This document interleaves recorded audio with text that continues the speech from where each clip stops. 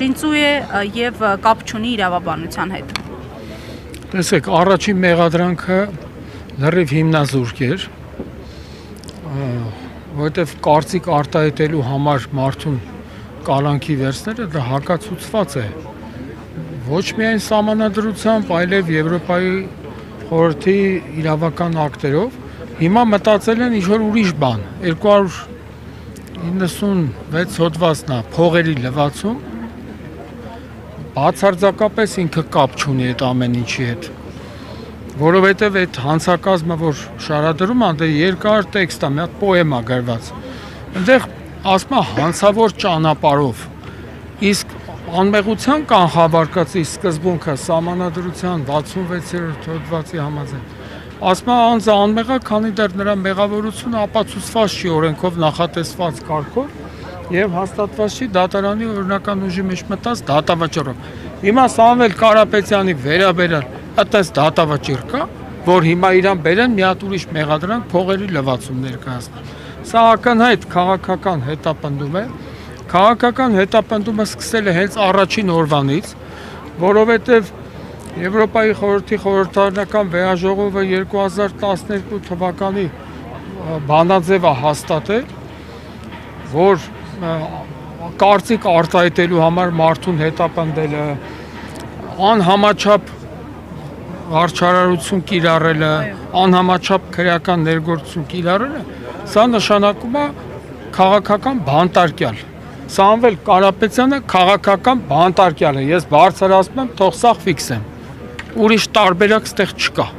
Պարոն Պետրոսյան, քաղաքական հետապնդումները կարծես շարունակվում են նաև հոգևորականների նկատմամբ։ Հոգևորականների նկատմամբ էլ է շարունակվում, այսօր իրական հանցագործները դրսում ազատության մեջ վխտում են, ազատության մեջ կյանքը վայելում են, բայց հայրենանվեր մարդիկ այսօր անազատության մեջ են։ Սա է Նիկոլ Փաշինի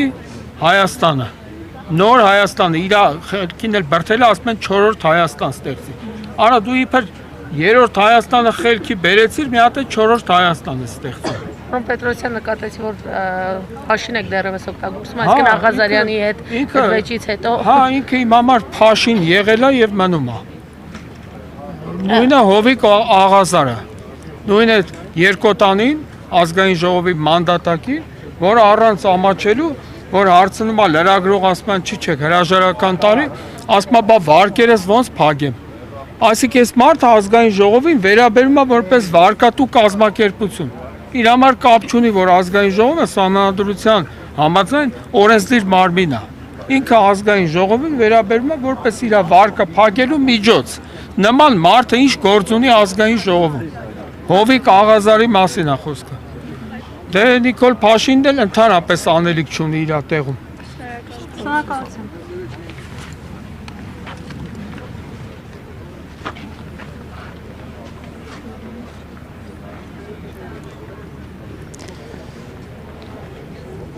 Armenia Today-ի հարգելի հետևորդներ, հակակոռուպցիոն դատարանի